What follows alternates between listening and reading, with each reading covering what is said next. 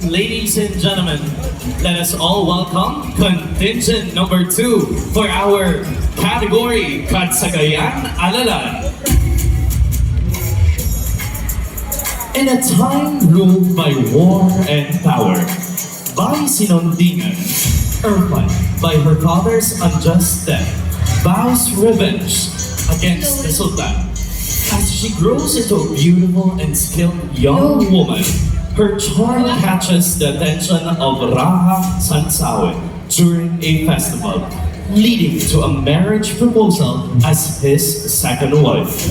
Behind her graceful smile lies her burning desire for justice. On their wedding night, she faces a powerful inner conflict. Should she fulfill her vow of vengeance or surrender to the unexpected love she now feels? From Bacongo National High School in the proud city of the South, city of Coronadal, witness a creative interpretation of this poignant Maguindanaon love story entitled Ang Kwento ng Pag-ibig ni Raha Sansawe, ang Maguindanaon love story.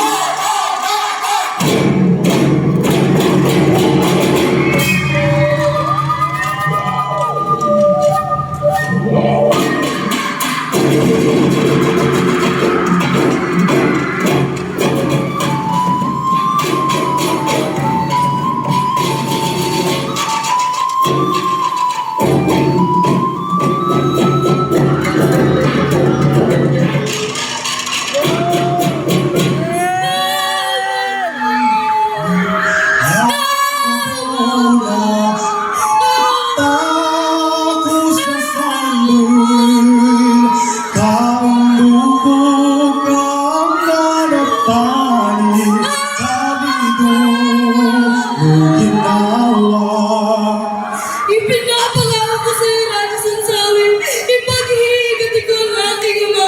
Papatayin kita kahit anong mangyari!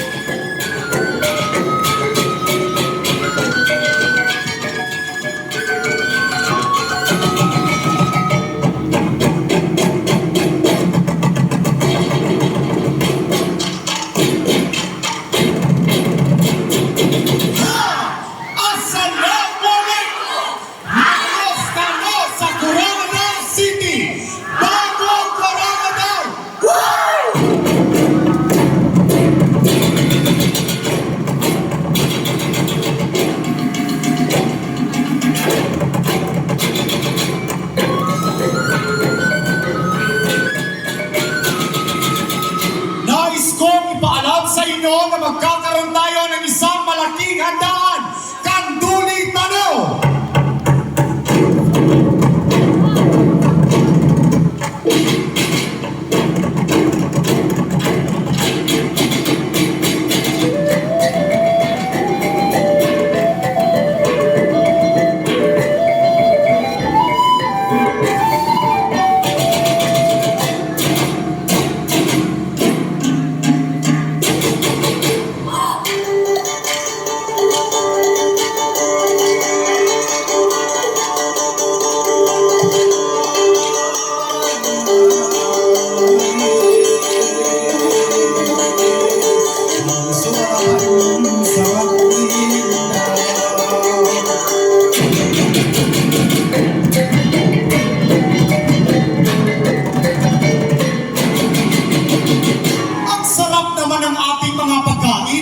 Sino ang nagluto nito?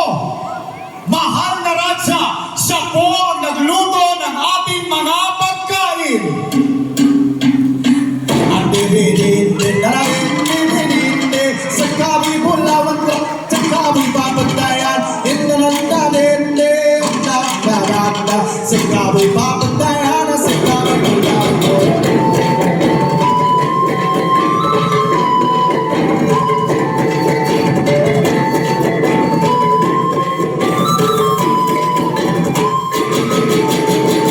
Nahanap ko na ang kabiyak ng aking puso.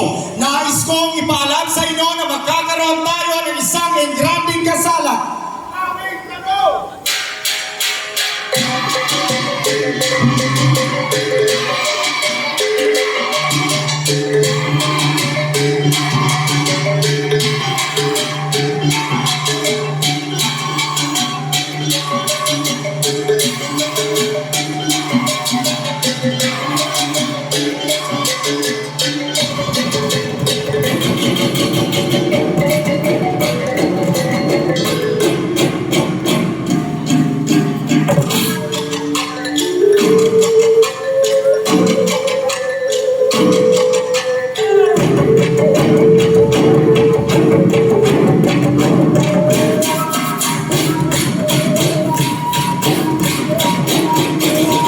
Ano ba ito, mahal ko?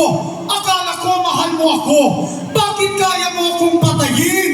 Hindi mo ba alam na ikaw ang pumatay sa ama kong sultan? Matagal ko na yun pinagsisihan, mahal ko. Pero sige, kung iyan ang magpapagaan ng kalooban mo, patayin mo na ako.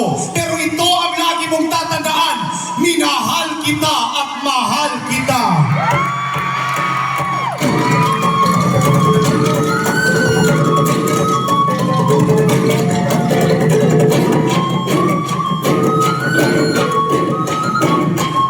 Sobra! Ano ba ito, mahal ko? Akala ko maayos na ang lahat. Itigil na natin ang pag-iibigan na ito dahil wala na akong mukhang may harap pa sa'yo. Huwag mo na yung isipin, mahal ko. Dahil handa akong kalimutan lahat ng ito para sa pagmamahal ko sa'yo.